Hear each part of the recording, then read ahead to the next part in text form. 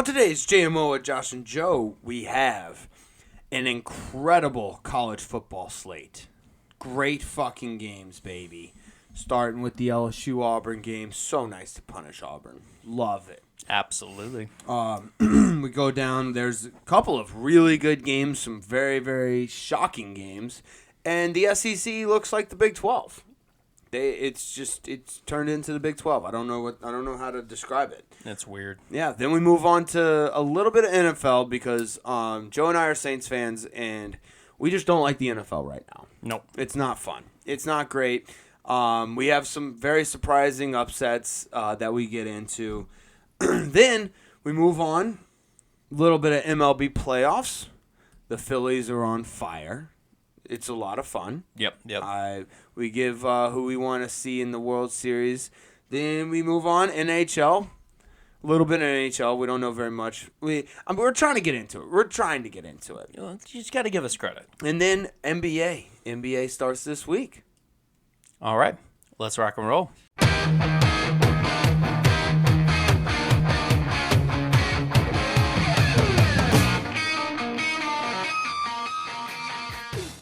Welcome to JMO with Josh and Joe. It is Wednesday, October 18th. And Joe, I don't know about you, but this weekend's college football slate was fucking awesome. I'm not going to lie, I might be biased, but I love college football every weekend. Every weekend's awesome. This slate was fire. They had some pretty shocking results. We'll get to them all. I want to start, obviously, with the LSU-Auburn game. Let's fucking go. Let's fucking go. Jaden Daniels for Heisman. Can I say get right game? Yeah. Oh, yeah. Talk about a get-right game. A get-right game. Offense and defense. And I don't care. I don't care that Auburn's offense was... You know, actually, I saw this going into this week. I saw this. LSU's defense, obviously, ranked 121 in the nation. Not good. Auburn's offense ranked 121 in the nation. Also not good. So it's the clash of whatever the opposite of a Titan is. It was an ugly couple. So LSU's defense came out on top. It was nice. It was good for them to finally, because we got talent on the defense. I mean, maybe not in the secondary, which that's struggling, but we have talent on the defense, especially the front seven. We just need. They just need to figure it out. I don't get it. But yeah, let's talk about the real positives here. Jaden Daniels, first time in LSU history hitting the 5,000-yard passing mark for career and the 1,000-yard rushing mark for the career. I don't think any quarterback has done that in LSU history. That doesn't seem like an LSU quarterback stat. No, it doesn't at all. Yeah. So he hit that mark. He is statistically the best quarterback in the nation right now. I get Michael Penix Jr. might be up there with him, but well said. Thank you. We'll get to that game. But I don't see there's no other quarterback that has better stats than Jaden Daniels, and he is electric. He's throwing, and here's the thing, we had Lacey had his breakout game. Mm-hmm. Lacey has his breakout game. Thomas Jr. Obviously Malik Neighbors, but he's throwing the ball around, and then when Mason Taylor comes back, he'll be throwing it to him. Yeah. Yep. He's really, really seeing the field well.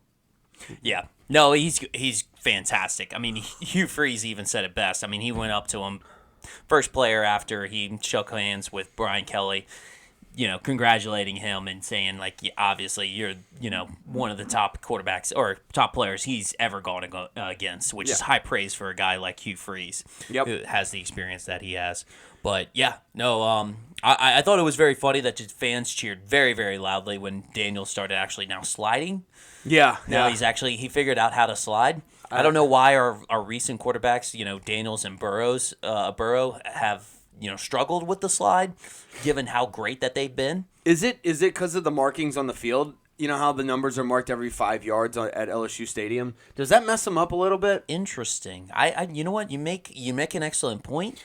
Maybe they think it's maybe at the depth perception thing. Right, yeah, they made like, oh, if I just reach, I got 10 more yards, but no, it's really just 5. It was just 5 more yards. They- I think he's 10 yards ahead of me, but he's only 5. Right, so it might have something to do with that. I don't know. Okay. But yeah, we need to figure out how and teach our quarterbacks to slide.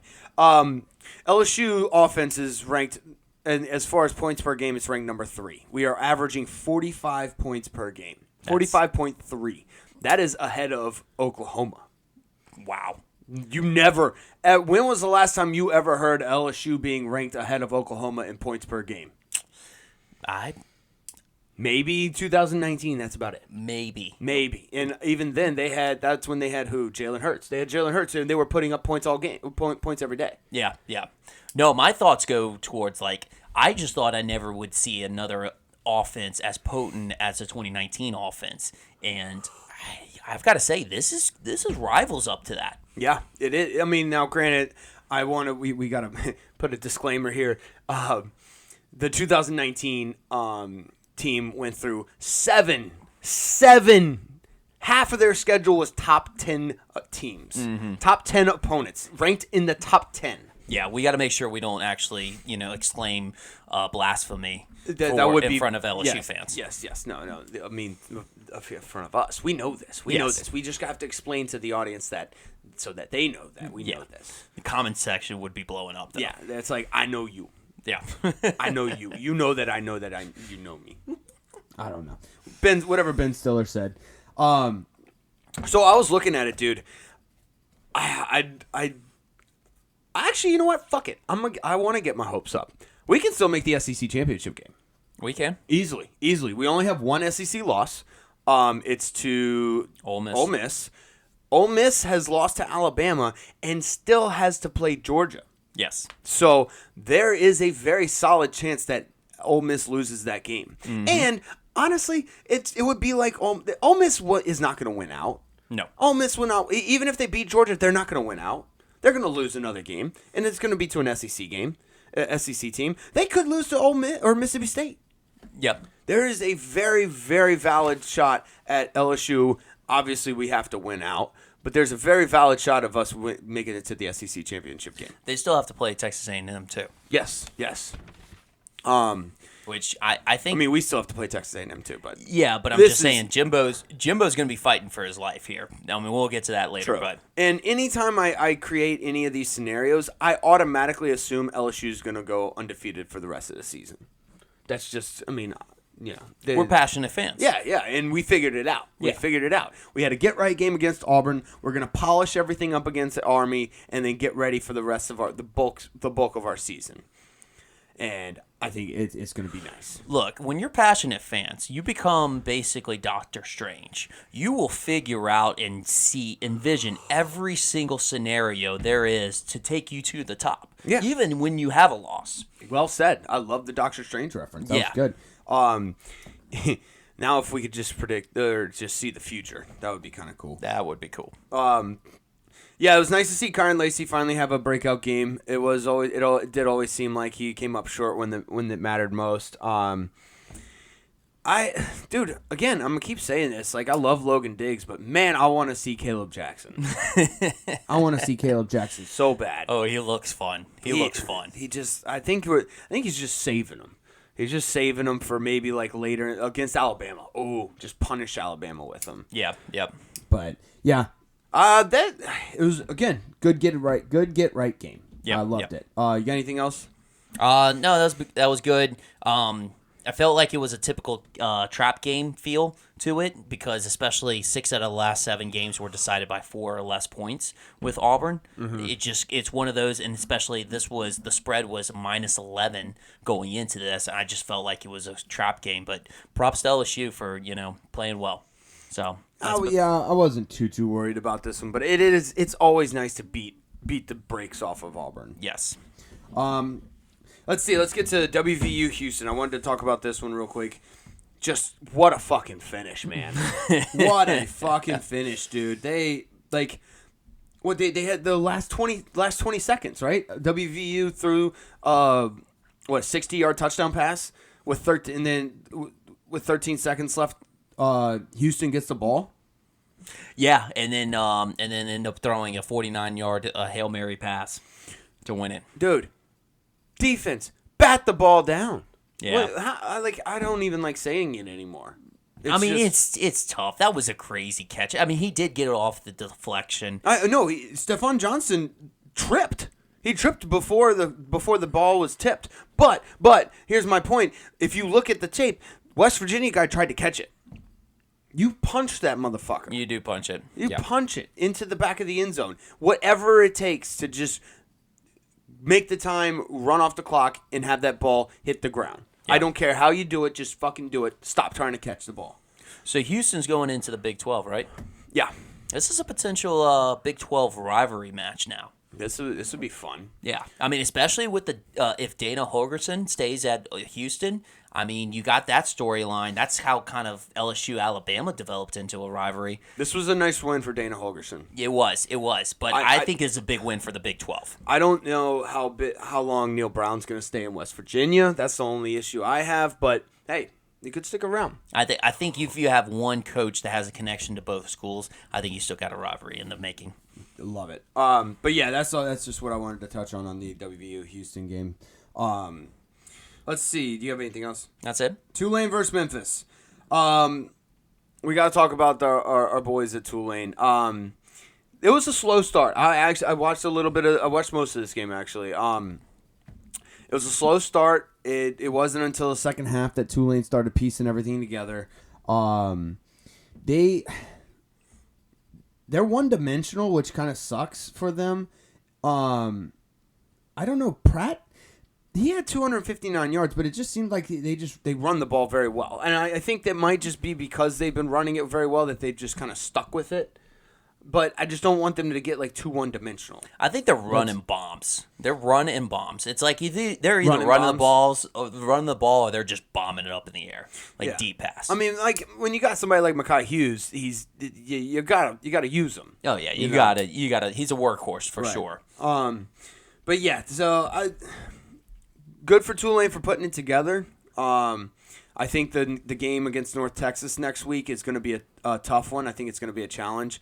North Texas always shows up for these types of games. They usually have a decent squad. And then after that, I think Tulane can just win out. I was looking at the schedule. It doesn't look like they have much. I think they should start scheduling like 2 or 3 non-conference really hard games. Power 5 teams. Power 5 teams. Not just Power 5 teams, but teams that like will be in the top 25 for sure. Okay. Like I think like I like the Ole Miss. I like Ole Miss on their schedule. I think they should bring in like start a rivalry with USC or something. You know, I know USC would like to play them again. A little rematch from the New Year's Six Bowl. Yeah, or go for like a North Carolina or an Oregon State or somebody that's gonna be in the top 10 or top 25 or close enough to it, just to bolster their strength of schedule. Because they'll probably win out and only have one loss and still be out of the playoffs. Oh, they'll definitely be out of playoffs. But will they get a New Year's Six Bowl? That would be cool. I mean, that would be 2 years in a row. Yeah. And they have the fact that they beat USC last year. Yep. Under their belt, so I gotta think that Willie Fritz might be into a head coach, big school head coach candidate, maybe a Michigan State. Ooh, that's not a. I mean, I wouldn't. Yeah, that might not. I mean, Harlan Barnett, he's doing okay, but I don't think they're going to promote him to head coach. Yeah. So there will be an opening there. It's a major college. They have had some guys that have had success there. Yeah, that would be that's a coaching job. There's not really going to be very many vacancies, I don't think. Last year 2 years ago was a big vacancy. They had a lot of hires and stuff, but the only knock I have on Willie Fritz that I think other colleges are going to think I don't know how long of a long-term deal he is. I think max he's probably a 7-year deal because given that he's 63 years old.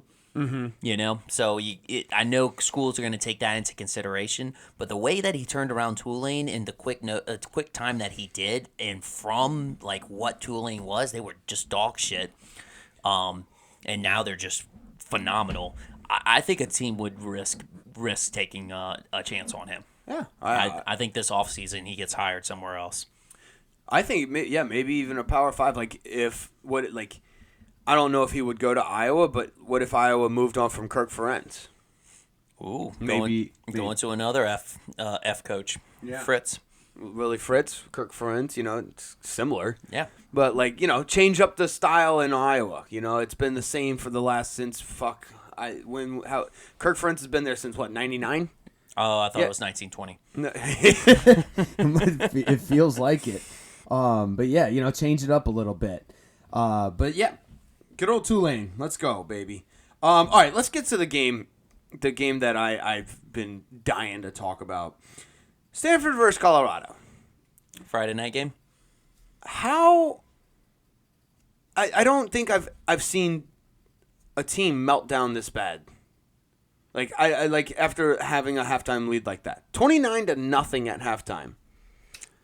Apparently, Shedeur Sanders was on his phone trying to sell shit online, Selling merchandise. Yep. selling merch online during the game.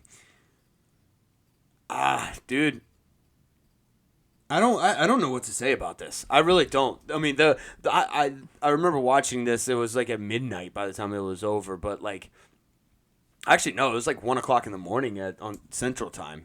I remember, dude. It was the finish was wild. Yeah. The finish was absolutely wild. I'm gonna butcher this guy's name, but Elik Ayermanner. Okay. Anyways, he had 295 yards receiving, 3 touchdowns on 13 catches. He's the guy that made the big completion at the end of the game. Yeah. What a fucking game. Oh yeah. No, crazy game. He had the behind the helmet catch. That was it. The behind the helmet catch. Yep. He had a Larry Fitzgerald. He had the That- behind the helmet. I always love seeing a good behind the helmet catch. I know it's spectacular. Tyrone Prothro had one. Yeah. I think you only really see that in. Nope. I take that back.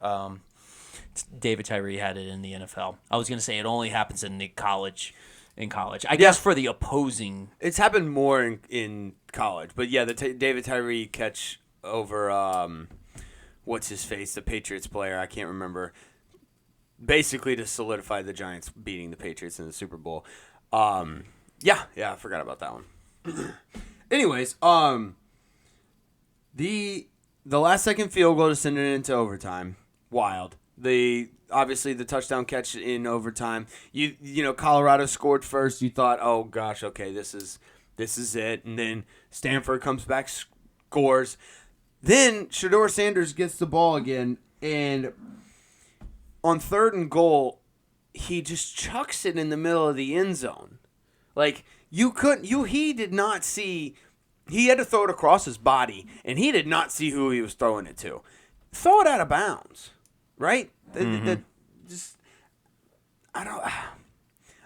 guess like whenever you get in that situation, you just like when you're playing a video game, you just mash the buttons. You just mash it. Yep. And I think that's what his brain did. His brain just mashed the buttons, and his arm just threw it to the closest wide receiver, or not the closest, to the wide receiver that he just happened to push the button he pushed. His first. last thought, like who he was thinking about, throwing it to. Mm-hmm. Yeah. No, I agree. No, I look. Hey, props to Stanford. They made the opposing coach question whether his team has enough passion to actually play football anymore. Oh, is that what Deion Sanders said? That's what Deion Sanders said. Yes. And then Travis Hunter actually on, I guess, a podcast or a live stream also backed it up, type of thing. Interesting. I don't know. It's a clicks team. We all know how it goes. It is a clicks team. I will have to say though, Colorado, another example of not winning a game that wasn't a big noon game. Oh, yeah. Did you hear Deion was complaining about how late the start was? How late the start was? Yeah. He's a noon guy. He's a morning person. Oh, he is a morning person. Deion Sanders is a morning person. Not a night person. No, not a night person at all. I'm gonna keep that in mind whenever I'm betting. Yeah, betting the Buffaloes. But I think if I'm not mistaken, all of his wins have came at big noon on Fox. Big noon on Fox. I mean, go test it out. No, I believe you. But at the same time, like Colorado is also going to need to find himself a defense because it's football. You gotta have a defense. Right. But yeah, that was a wild game. It was on Friday. It was great. I loved it. I think that I don't know. I'm gonna bet Colorado to win The next big game they have. I just don't see. See them losing. I think Coach Prime's gonna focus them up. So, anyways, you got anything else? That's it. All right, Arkansas versus Alabama. This is a little closer than I expected, but again, given Alabama's season that they've had, it's I don't know. I kind of expected it almost. They just can't do anything on offense. Yeah, Arkansas is just not. It's not that good. I think it might be Sam Pittman might be out. I just feel sorry for Arkansas because they've actually played well. It's not like they haven't played well, but it's just like they play teams tough. They play teams tough. KJ Jefferson's putting everything that he's got, but he just doesn't have anything else. He doesn't have anybody around him. But they still keep hanging in games, but they have 5 straight losses. So basically, they have BYU, they lost 38-31, LSU 34-31, lost to Texas A&M 34-22. That was probably the biggest separation. Ole Miss to 27-20, which they were up 10 points in the fourth quarter, and then Alabama 24-21. Like, those are some really close games, and that's tight battles. Yeah, that just sucks. Yeah. They play to their competition, or I guess they play. I don't know. They get up for their games. They get up but they don't have. I mean, look at their team. They don't really have anything. Like you can look at the team up and down. It's just KJ Jefferson, and that's it. Yeah. And they don't show stats for the offensive line, but the offensive line is atrocious. Yeah, 4 sacks. Yeah, I guess you kind of start to feel bad for Arkansas. Yeah, we're feel bad for Arkansas right now. Yeah, especially since we've already played them. We don't have to play them anymore. Right. Yeah. So now I'm on the Arkansas train. Yeah, all right, you're just like, hey, we feel bad for them. Yep. They only had 2 penalties all game. Alabama worked theirs down. They only had 5 this time. So 5. Only 5. Yeah. So I guess good for you, Alabama. I don't know. Keep sucking. We need that. When we play our defense, we'll need that. But, yeah, I didn't really have too much on this other than it was a little closer than it probably should have been. You? That's it. Okay. Let's see. Let's get to Oklahoma State, Kansas real quick. Did Gundy keep his job? Yes, I think so. Because Kansas isn't bad. Lance Leopold's got him playing ball. It was a classic Big 12 game. There was no defense, and I don't know. I feel like Oklahoma State, they had a solid game on running and defense. It was kind of split evenly, and they look good. Definition of running or offensive passing and defense for Oklahoma State, that's synonymous with Ollie Gordon II, who had 29 carries, 160 yards, and a touchdown, and then also had 6 catches, 116 yards, and a touchdown. Nice. Yes. So he was their running and passing game. Right. It's like that Darth Maul meme that's going around. It's like he has the one lightsaber. It's like, oh, he's leading in rushing, and then also he's leading in passing. Nice. Yeah, so I guess Oklahoma State was they're the Darth Maul lightsaber. Mm-hmm. But yeah, that's all I have for that one. Yeah, that's it. All right, let's get to pretty much the game of the week that absolutely did not disappoint. Oregon versus Washington. I guess somebody dubbed this as the Cascade Clash. Cascade Clash. I think that needs to stay. Okay. That's kind of cool. Apparently there's a bunch of like little waterfalls up in that area.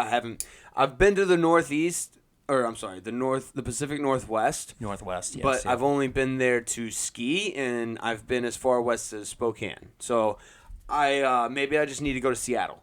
Okay. I need to go to Seattle, go to Oregon. I know it rains a lot, so I guess they do have like nice little waterfalls. They got some mountainous areas. I don't know. I've never been. But the Cascade Clash, kind of love it. Sounds cool. Look, that's how rivalries are made. You just need a good name. You need a good name. Shout out to our boy Desmond Howard for butchering Michael Penix's name. So for everyone who did not see, he was on College Game Day, and I guess they're all for Michael Penix Jr. getting the Heisman, and he started shouting. Well, okay, I'm gonna say what he meant to shout. He was shouting. He meant to shout "Big Penix energy," and I don't know if he did this on purpose. If he did it on purpose, that would be awesome. But I really don't. He was saying "Big Penix energy," and he just kept shouting it. "Big Penix energy. Big Penix energy. Big Penix energy." Trying to get the crowd involved. Yeah. Little did he know, he pretty much said "Big Penis energy." And he was just talking about big dick energy, and he butchered it, and it was hilarious. It was great entertainment. I'm not gonna lie. I think that whole entire College Game Day cast was just hammered off their ass, which is outstanding because it was 7:00 in the morning over there. It was. And what's his name? Joel McHale? Yes. Joel McHale was definitely drunk. Oh, he was definitely drunk. He on his way up, he grabbed this husky and brought it up to the table and was just sputtering nonsense pretty much. He couldn't remember half the shit. He couldn't remember more of the shit than Lee Corso. Yeah, he was also completely painted in gold and purple from head to toe. Yes. His face, everything. Yeah. So yeah, that was fun. I think they do. I think they start the show with like pregame shots. Yeah, I think so. Also, Joel McHale was definitely sucking like Kirk Herbstreit's dick. Oh yeah, he loves Kirk Herbstreit. He loves Kirk Herbstreit. I mean, we love Kirk Herbstreit, but no one loves Kirk Herbstreit like Joel McHale loves Kirk Herbstreit. That is true. Let's get to the game. This game, back and forth. We had people going for two. Like, I think that is the move. Oregon scored first, went for two. Then We talked about this last week. Yep. Then Washington scored. They went for one. Then I think Washington scored again. Well, Washington scored first, but then Oregon scored their first score and then went for two. Right. But yes, then Washington scored again, and I think they went for two, making it 15-8. Yes. So yeah, I like the going for two. You apply pressure early. There's a strategy to it. Yep. It's a mental game too. It's a mental game. Yeah. As well. Because you're used to normal football math. Yeah. Football math 7, 14, 21, 7, 10, 17, 24, when you start adding in that extra digit, that extra number, 8, and then you go what? 15? See, I don't even know. Well, 8, you go 15, 22. 22. 16 if they go for two 16. twice. Yeah, that'll throw everything off. Then you go 23. Like that just sounds like you scored a lot of field goals. Yeah. No. That was 2 touchdowns with a 2-point conversion and a touchdown with a PAT. And there's a big difference. There's a lot more pressure being behind in a game rather than being tied in a game. Yep. You know, like if you're tied in a game, it's like, oh, hey, look, relax, we're good. Let's just run the offense type of thing. But if you're behind, so I like the psychological aspect that you're talking about. Like it's kind of it's a new thing that they're putting into, and I like it. Yep. It is kind of funny watching the Oregon running backs. Their last names are Irving and James. It's like I'm watching the 2016 Cleveland Cavaliers. Okay. And yeah, just Irving, James, back and forth. Irving, James, Irving, James.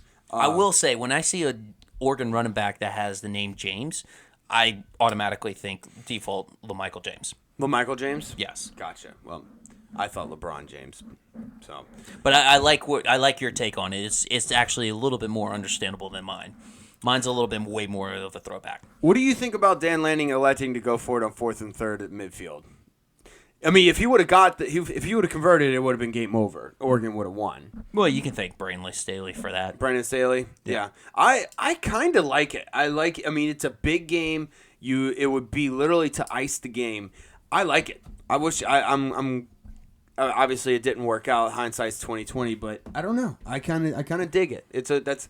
I would not want it if my team did it. If Brian Kelly did that, I don't know how much I would like it, because I think you punt it. Keep the lead, punt it, pin them back deep, and then make them drive the entire field. But Hey. It's definitely a feel for the game. Like, if your defense ain't doing shit, Yeah. it doesn't matter if they're pinned on the 3-yard line or if they're at the 50. Like, they're just going to score regardless. Right. But, yeah. And, because that's the other thing. Like, if your defense isn't really holding them, why have them waste more of the clock by going all the way down the field rather than going 50 yards whenever, hey, you can come back and actually make a field goal to actually tie it. Right. That's true. I do want to give credit to the fans. Apparently that place was fucking rocking. Like, Okay. The TV didn't do it justice. And I mean, most of I guarantee a lot of those fans were Seattle Seahawks guys too. So like, yeah. Oregon, they had some trouble early on. Because of the noise, and I do want to credit the crowd. Yeah, they brought in they implanted some fans from Seattle's 12th man. Gotcha. Yeah. So, But anyways, so yeah, this game didn't disappoint. Loved it from start to finish. It was awesome. Congratulations, Kalen DeBoer. Congratulations. Big win on his in his coaching slate. So. Yep. Anything else? That's about it. All right. Let's see. Florida, South Carolina, real quick. Again, am I watching Big 12? What the fuck is this? 41-39. This is not. It's weird SEC football. How does Florida keep winning? I don't know. They're not good. Look, I mean, the way that they played against Utah, I thought I left them for dead. Yeah, I agree. They South Carolina fans. I know Spencer Rattler hadn't turned out the way you wanted.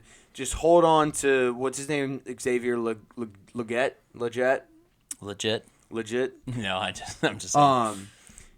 That's what you have to look forward to every game now. Just watch him. Just watch him. I know the team is not very good, so just keep your eyes on Legette. I will say, funny story that came out of this. Don't know how true it is. We won't actually know until next game. But Shane Beamer broke his foot after the Florida game. I heard. Out of frustration. Yeah, he kicked something, right? Yeah. Well, I'm sure he kicked the wall or something like that. Yeah, that's kind of funny. Yeah, that is actually. That's Beamer ball. That's Beamer ball. Yeah, that's Beamer ball. But yeah, I don't know. That was a weird one. This is another one. Tennessee versus A&M. Tennessee's not very good either. I don't think so. Not really. I mean, I agree with you. I don't think Tennessee's that good. Although it brought me great joy to see Texas A&M lose and Jimbo Fisher lose yet again. Yeah. I think number one, I like seeing Alabama lose. Mm-hmm. That's the number one, obviously. Yep. I think number two's got to be Ole Miss right now. Yeah. Well, yeah. I think that's kind of. That's more of like a neat, like a current state of affairs type thing, like recency bias. Recency bias, like how I'm currently feeling about Ole Miss. But I think if you would have asked me before we played Ole Miss, I would have said Texas A&M number 2. But yeah, it's Alabama number 1, Ole Miss number 2, and then Texas A&M number 3. I'm gonna say Texas A&M number 2. Who's number 3? Number 3 for me. Who you want to see lose? That I want to see lose. Yeah. I love seeing USC lose. Oh. I'm going out of conference on that one. But yeah, USC's in my top 5. I hate you. So I had a good weekend with USC this weekend. You did. Yes. We'll get to that game. But yeah, Max Johnson showing why he didn't make it at LSU. He's not very good. That's it. He's just not very good. I had high hopes for him when he was at LSU. He's just not very good at quarterback. How many more games does Jimbo lose before he gets fired?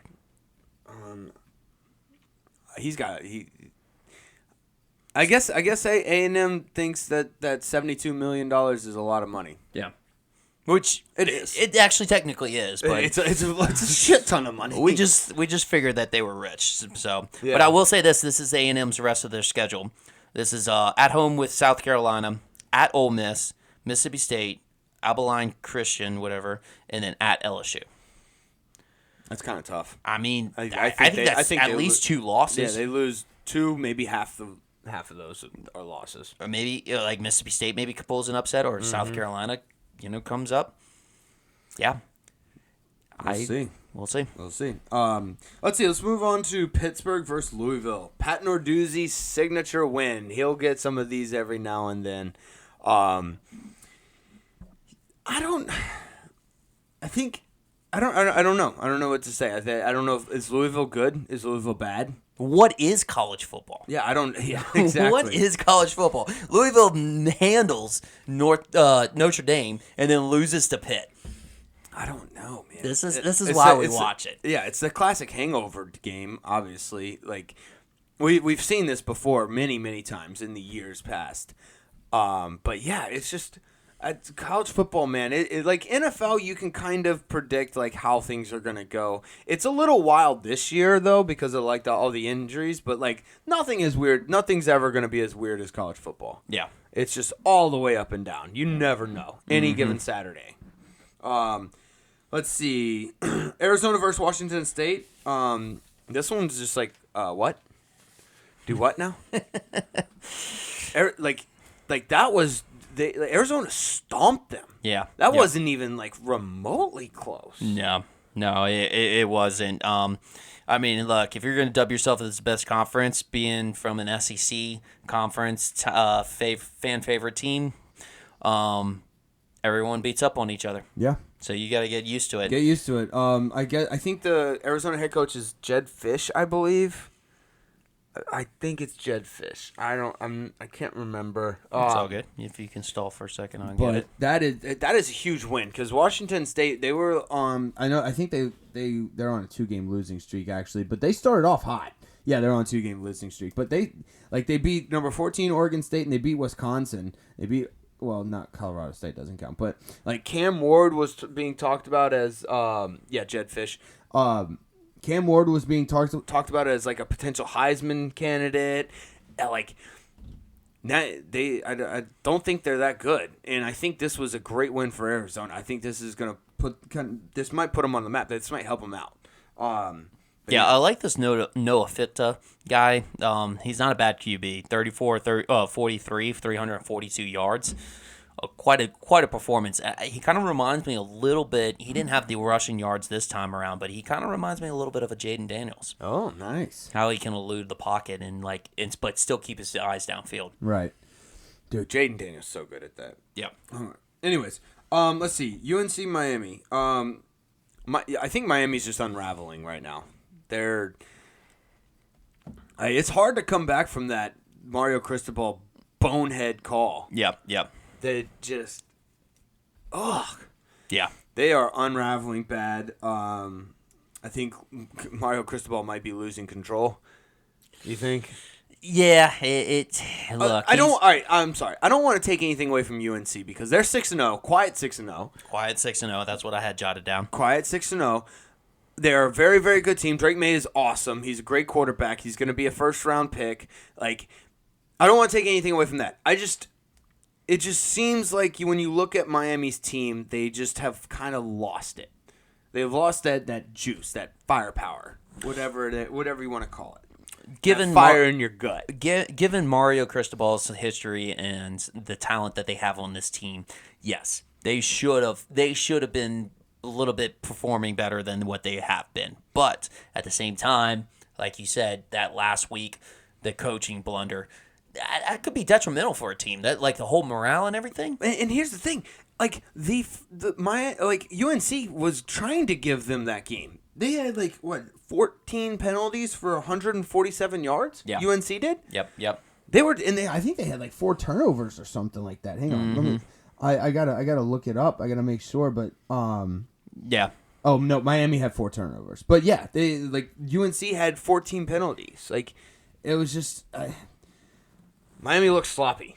They look sloppy. I don't know. I think Mario Cristobal's losing control. But, like we said, UNC, quiet 6-0. Inside track to make the ACC conference championship. Who? UNC? Yep. Oh. They play Virginia, who's 1-5. They play Georgia Tech, 3-3. They play Campbell, who gives a shit about their record. Right. Duke, 5-1. That'll be their tough game. Clemson, 4-2, and NC State, 4-3. So a little bit back half of the schedule, but you gotta watch. I think I circle that Clemson game. I think that they'll win. They'll beat Duke, and I think they'll lose to Clemson. Okay. That's what I'm going with. Anyways, let's see. Missouri versus Kentucky. Kentucky overrated. That's it. Again, I got this written down. Missouri is a quiet 6-1. They're quiet 6-1 because they haven't played anybody, but they're still 6-1. But they're a trap game. Yes, they are a trap game, and they could be 7-1 by the time they hit Georgia. They have South Carolina next, and they could easily beat. South Carolina is a beatable team. I don't know if they're going to beat them, but they could be 7-1 against against Georgia. I think they even have a bye right before the Georgia game too. They do. So they're going to be getting up for this. Yep. This is going to be maybe Georgia Overlooks them.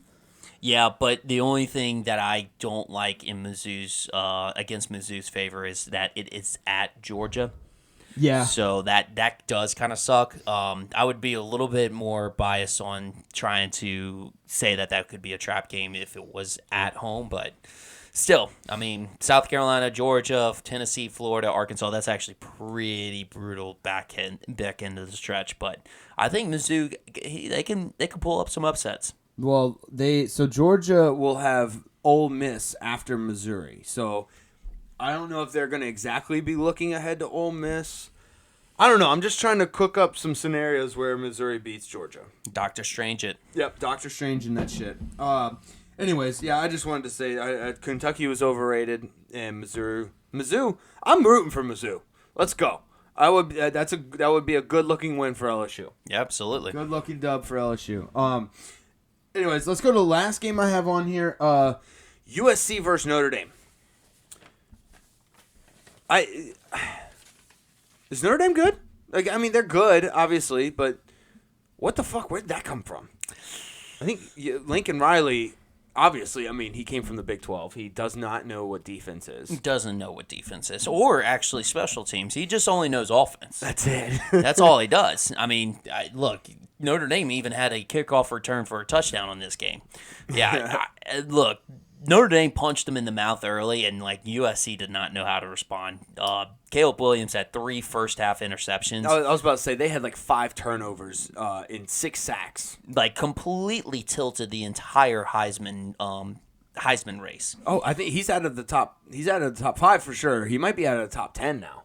I wouldn't go that far, but he's definitely out of the top 5. I like your thinking. thinking. That for a fact. My hatred for USC likes your thinking. Yes, but at the same time, but yeah, Michael Penix Jr. actually took over that. I'm sorry, what was that? Michael Penix Jr. Okay, Jr. Oh, gotcha. Oh, Yes. oh, now I know who you're talking about. Yeah, okay, yeah. So he took over the top spot of the Heisman race, but yeah, no, definitely not a good look for Caleb Williams. I know he'll still be the number 1 pick in the draft, regardless, yada yada yada. But yeah, should be Jaden Daniels.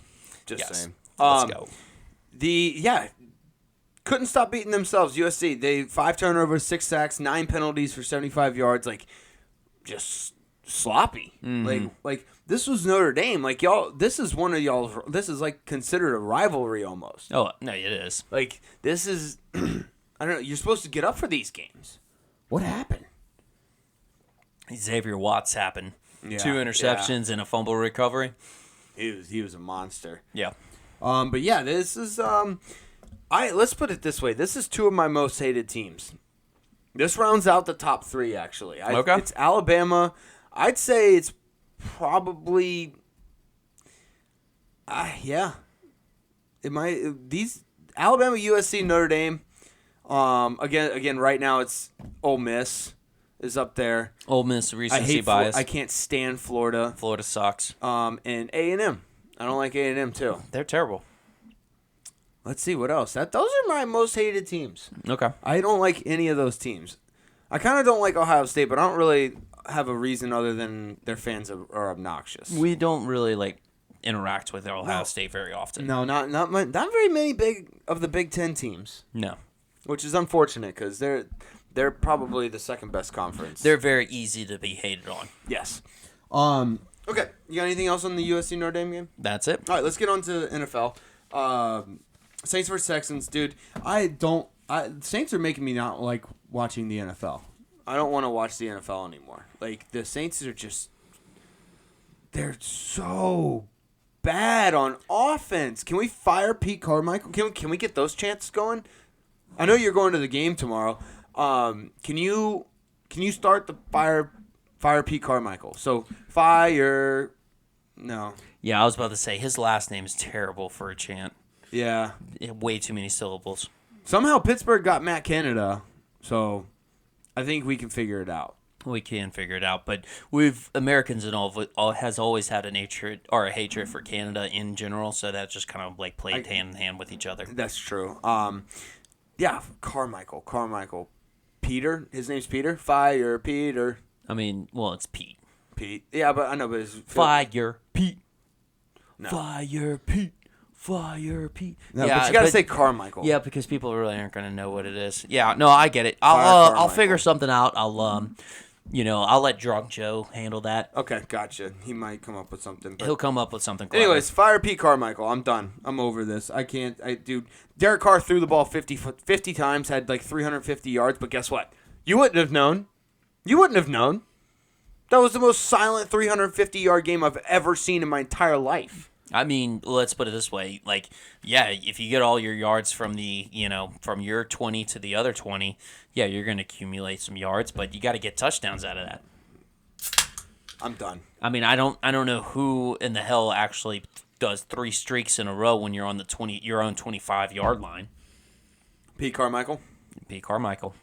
Zero. What? I was gonna say because reasonably speaking here, if you're actually a GM like of an organization and like you don't really want to do an in-house firing in the middle of the season unless you actually have a backup plan. Makes sense. But I was looking at our assistant coaches. So we got Ronald Curry, passing coordinator, QB. Don't know his experience. Maybe he's an eligible candidate. Joel Thomas, running backs. Don't know him. Cody Burns, wide receivers. Don't know him. Doug Marrone. Ooh. Offensive line coach. I've heard of that name. So Doug Marrone's been the head coach in the NFL and college and was also our offensive coordinator back in 06 through 08. Very much great experience. Wouldn't mind promoting him up as an interim coach just for this season. Interim offensive coordinator. Offensive coordinator, yes. Interim coach, the offensive coordinator coach. I think you got your solution right there. Now, granted, I do understand why you don't fire him after the Texans game whenever you have a Thursday night football game in Jacksonville.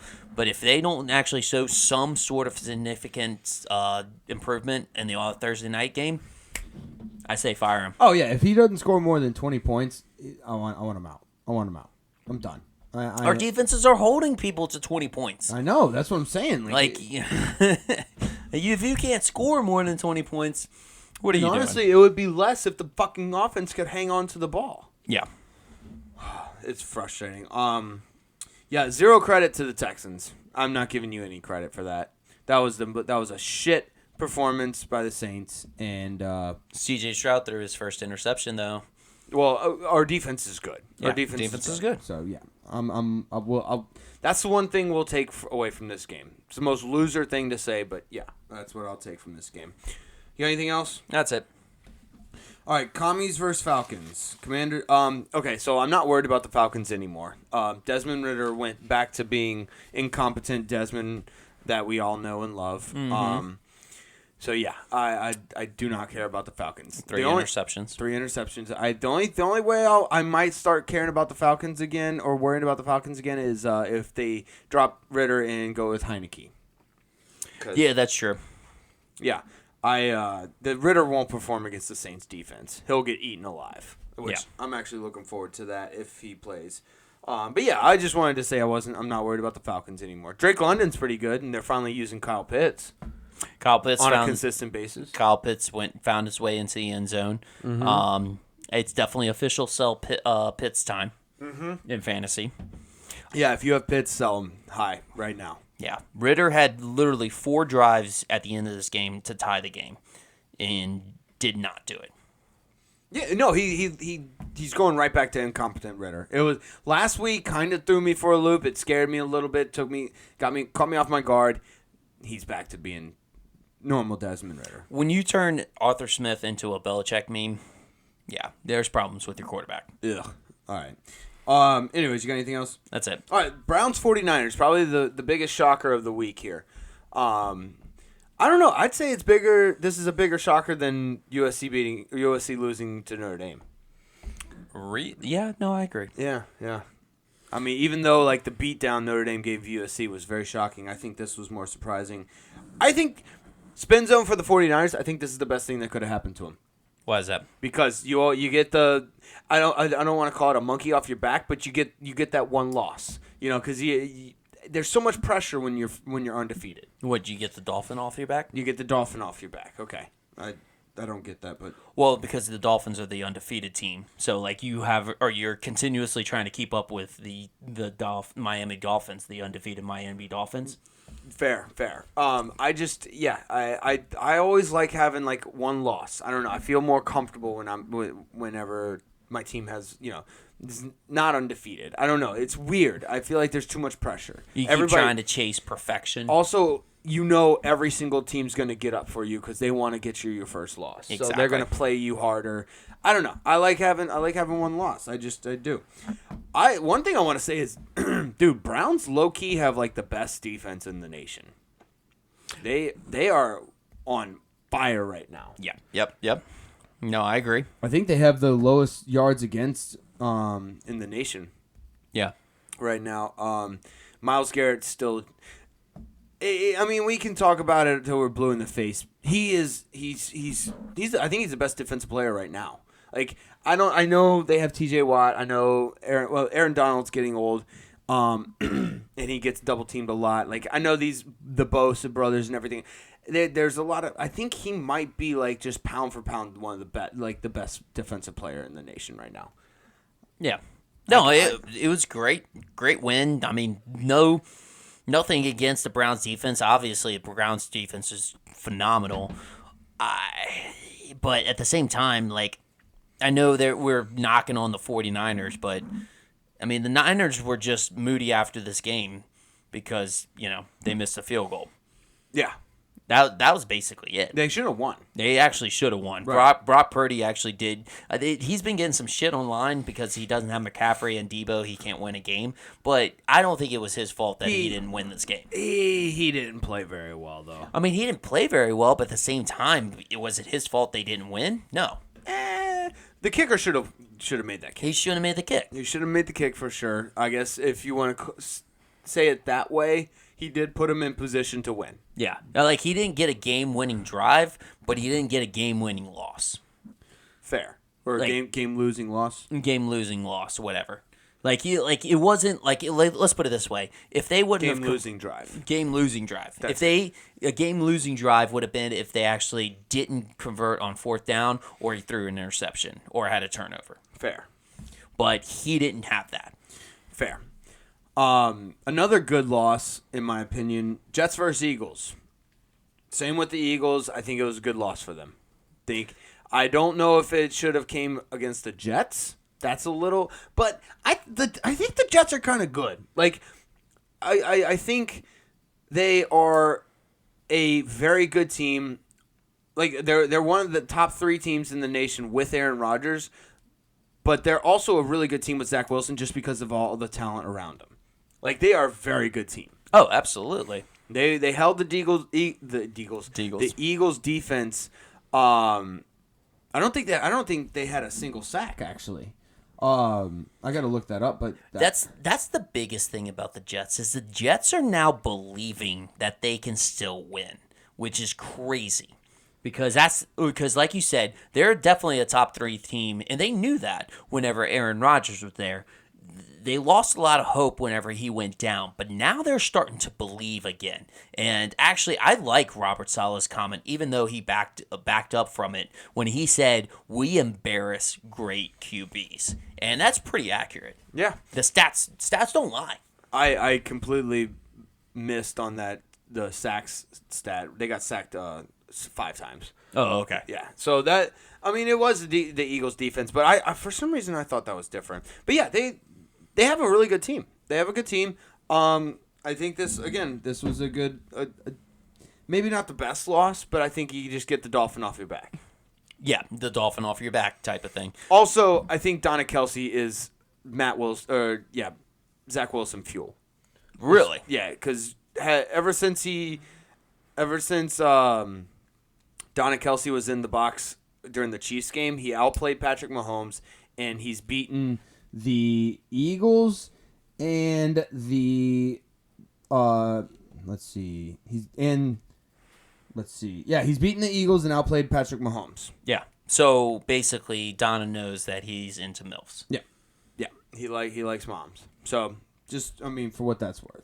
How crazy is it that the undefeated teams got defeated by P.J. Walker and Zach Wilson as starting QBs? yeah, that's pretty bad. Hey, defense wins championships. Defense wins, baby. You got anything else? That's it. Bills versus Giants really quickly. I think the Bills play to their competition. If they play somebody really good, they're going to fucking show out. If they play somebody bad, they're going to play to their competition. Other than that, this game was boring as fuck. Yeah, there was a couple things I had on this. I went through the Tyrod Taylor routine, which is, he's still in the league. He's not a bad QB. He's got legs too. Maybe he should be QB1. Yeah, he's definitely a backup. Yep. And then the run with 14 seconds left to close the half was almost as bad as Mario Cristobal time management. Yeah. It was definitely bad. I don't know why you don't have any timeouts left. You run the ball, trying to get. You're at the goal line. You run the ball. 14 seconds left. No timeouts. It's and they got tackled and they just weren't able to run the play off the next play.